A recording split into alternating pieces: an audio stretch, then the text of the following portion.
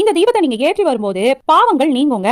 பாவங்கள் நீங்கிறதுக்கு சிவராத்திரி நாள்ல வீட்டுல இருந்தே போடக்கூடிய விளக்குக்கு என்னென்ன தேவை அப்படின்றத பார்க்கலாம். இந்த பொருட்கள்ல ரொம்பவே முக்கியமானது அப்படின்னா வில்வ இலைங்க. வில்வ இலை கொஞ்சம் எடுத்துக்கோங்க. அது கூடவே அகல் விளக்கு வேணும், நல்லெண்ணெய் வேணும். நல்லெண்ணெய் ஊற்றி தீபம் போடுவதாக இருந்தா நீங்க நல்லெண்ணெய் எடுத்துக்கோங்க. இல்ல நெய் ஊற்றி தீபம் போடுவதா இருந்தீங்க அப்படின்னா நெய் எடுத்துக்கோங்க. இது ரெண்டுமே நீங்க நாளைய தினத்துல ஏதாவது ஒன்றுல தீபம் ஏற்றலாம். இது கூடவே ருத்ராட்சம் நமக்கு வேணுங்க. இந்த தீபம் ஏற்றுவதற்கு ருத்ராட்சம் ரொம்பவே முக்கியம். ஒரு ருத்ராட்சம் இருந்தது அப்படின்னா எடுத்துக்கோங்க. நான் 3 எடுத்திருக்கேன்.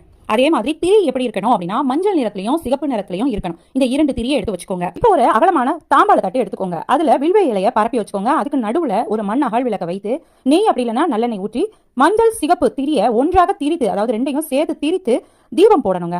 இந்த தட்டுல வில்வ இலைக்கு மேல ஒரு ருத்ராட்சத்தை வச்சிருங்க. அதுக்கு பக்கத்துல இந்த விளக்கு எரியட்டுங்க. இத பூஜை அறையில பூக்களால அலங்காரம் செய்துட்டு இந்த தட்டையும் பூஜை அறையில வைத்து சிவபெருமானுக்கு ஏதாவது ஒரு நெய்வேத்தியம் இனிப்பு பிரசாதமாக வைத்து இந்த தீபத்தை ஏற்றி மனதார பிரார்த்தனை செய்து சிவனோட பாடல்களை பாடியும் சிவன் மந்திரத்தை உச்சரித்தோம் நீங்க பிரார்த்தனையை வைங்க.